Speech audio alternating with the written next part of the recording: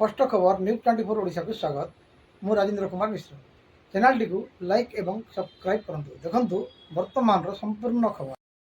कलाहांडी जिला भवानीपाटना ब्लॉक अंतर्गत कामठाना पंचायत उदित नारायणपुर प्राथमिक विद्यालय स्कूल कमिटी गठन हो जाइछि।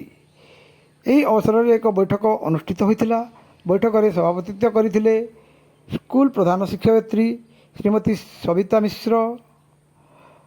मुख्य अतिथि भाव में CRC Durga Prasad Acharya, कामठाना centre school प्रधान शिक्षक ध्रुवचरण महापात्र, स्पष्ट खबर न्यूज 24 ओडिशा संपादक श्रीयुक्त राजेंद्र कुमार मिश्र, अंगनवाड़ी दीदी आनंदिनी रथ उपस्थित थिबा बेले सहशिक्षयित्री दिव्यलता माझी परिचालन दायित्व नहीं तांकु सहयोग करथिले पूर्णिमा गौड़। अन्य मानक मध्यरे विद्यालयर समस्त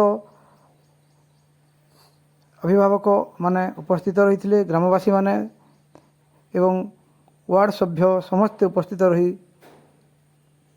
कमिटी गठन रे सहाय्य करथिले। देखंतु विस्तृत रिपोर्ट।